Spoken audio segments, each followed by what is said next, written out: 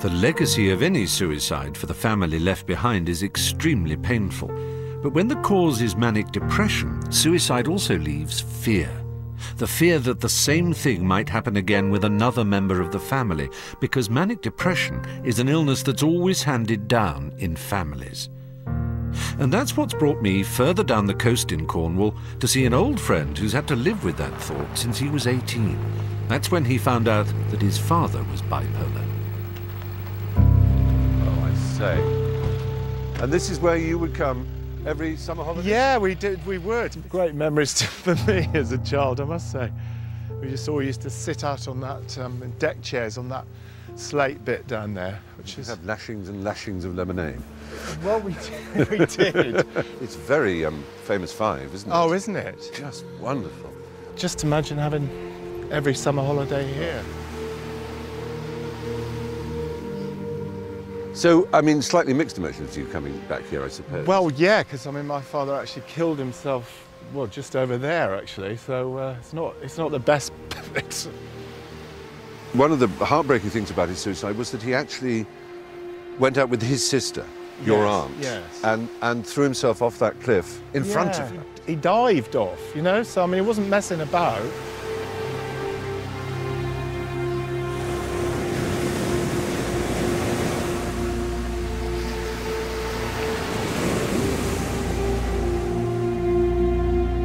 So, I'm afraid they've all broken up a bit, but I'm trying to find a decent picture of him. There he is. That's your father? Yeah. The idea of having a loony father is just, you know, very sort of embarrassing and shameful, really. At 18, I was so keen to sort of hide the whole business, really. You know, you just want to be normal at that age, you know. Mm. I just became morbidly sort of aware of it and very, very depressed. And you get these panic attacks. My way of coping with it was to sort of like almost pretend it hadn't happened. As shortly after he died, I went away to Australia and America and Mexico for 2 years, just running away from it, really. Rick returned and built a huge success story just miles from where his father died. But he also spent his life wondering if he'd inherit the condition that made his father kill himself. I was always, you know, so worried then about ending up like him. The thing is that he thought I was particularly like him, and I think he was incredibly troubled by that. My father didn't sort of show signs of it till his mid-40s, really. So, I mean, you know, I'm well over it now. Fortunately. But then you think about I think about my sons too. Of course you would, yeah. You know, my sons are still in their mid-20s, so there's plenty of time. Do you see a psychotherapist? I do. You do see a psychotherapist, yeah. And that's helpful? Well, it is. I do believe, but only probably through seeing the psychotherapist, that really what happens to you as a child is indelibly printed on your brain. You know, they fuck you up, your mum and dad, exactly. You know.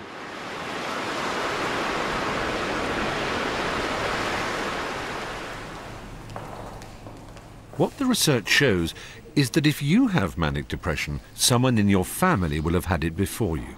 Could be a grandparent, aunt or uncle as well as a parent, and often they might not have been diagnosed.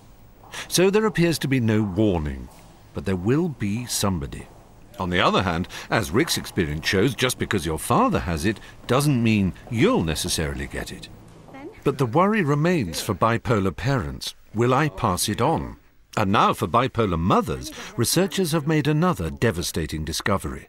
Pregnancy itself and the act of childbirth are now proved to be enormously dangerous to the mental health of women who are already bipolar. So when I saw you, Kane, I said that, in my opinion, the risk that you had of becoming unwell again in pregnancy or certainly following the delivery were very high. I think probably 60% or more is the kind of rate of risk that you'd need to think about. Gaynor Thomas lives in Wales and is part of the same research study that I'm involved in. She's trying to decide whether she dare risk getting pregnant again, knowing that her manic depression has already led to unusual behaviour. Very tidy. You're a good boy. Oh, I see. That one goes there, I think. That's better. There we are. There's one there, look. Mummy. I had kind of delusions of grandeur. Did you believe you were richer than you were, or better born, or that you were, you know, some people believe they're princesses, or... Mine were quite religious in nature. One of the episodes, I thought that I was one of God's chosen people, for want of a better word. I thought that I was able to heal people. I thought I had kind of special powers, and I thought that I'd kind of been sent to gather together a group of people to change the world in some way. I was seeing a psychotherapist at the time, and she identified that my ideas were becoming very strange and called in what would have been the equivalent of the community mental health team, who treated me at home. Yeah. With medication? With medication, yes. Right. And then came a very traumatic thing, a very wonderful thing for most people, which is pregnancy. Yeah. And you did have a manic episode while pregnant. And how did that show itself? The more religious side came in after I'd had Thomas. Oh, well, I just thought he was not just a special baby, but a very special baby. But sort of like a messiah? Almost to that degree, yes. And that I'd kind of been chosen to give birth to him, and together we were going to change the world. Shall we see if we can get them to come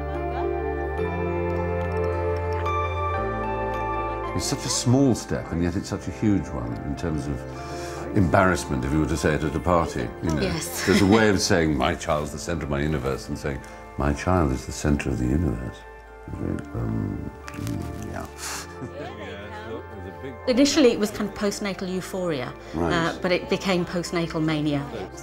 I couldn't sleep. I was so excited. I called the psychiatrist and said, I think I need to see somebody because things are kind of getting out of control.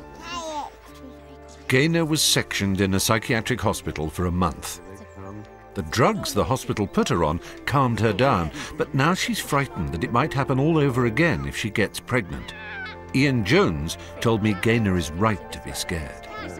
Women with bipolar disorder are at very high risk of having a much more severe episode of illness in relationship to childbirth, often with psychotic symptoms like hallucinations or delusions.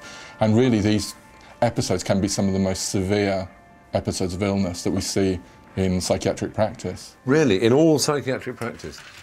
The last 2 confidential inquiries into maternal death have showed us is that suicide is now the leading cause of death to women around childbirth in this country.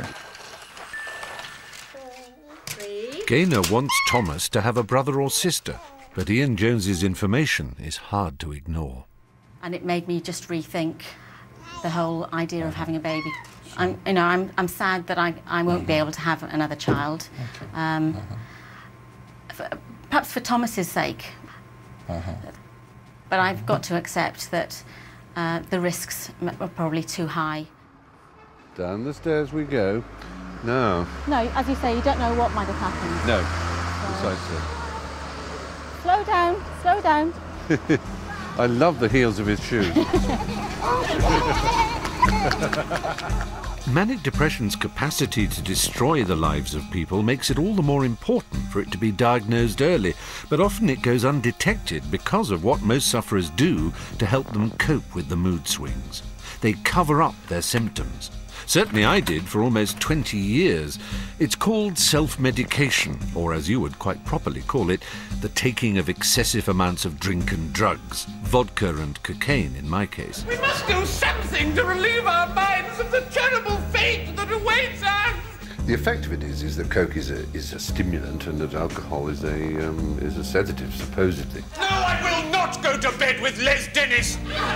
And I'm naturally often so manic and energetic.